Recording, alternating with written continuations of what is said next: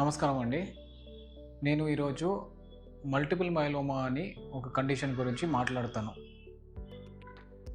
మన బాడీలో plasma cells అని చెప్తాము. అది బోన్ మ్యారో అక్కడే మన red blood cells, white blood cells, platelets అంతా ఉత్పత్తి అవుతుంది. దాంట్లో ప్లాస్మా సెల్స్ కూడా ఉంటుంది. ఆ ప్లాస్మా సెల్స్ మన బాడీలో మెయిన్లీ మన బాడీలో ఏమైనా ఇన్ఫెక్షన్ అయితే దానికి అది హెల్ప్ చేస్తుంది. అది బోన్ మ్యారోలో 10% కన్నా తక్కువ ఉండాలి. వేరే వేరే కారణాల్లో అది బోన్ మ్యారోలో ప్లాస్మా సెల్స్ ఎక్కువ అయిపోతుంది. 10% కన్నా ఎక్కువ అయిపోతుంది. ఆ కండిషన్ని మల్టిపుల్ మైలోమా అని చెప్తాము. ఈ మల్టిపుల్ మైలోమా వచ్చేసి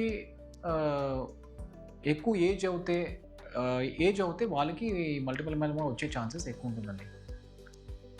ఇంకా ఏమైనా ఫ్యామిలీ హిస్టరీ ఉంటే లేకపోతే ఏమైనా చాలా పెస్టిసైడ్స్ ఇంకా కెమికల్స్కి ఎక్స్పోజ్ అవుతే అట్లాంటి వాళ్ళకి మల్టిపుల్ మైలోమా ఎక్కువ వచ్చే ఛాన్సెస్ ఉంటుందండి.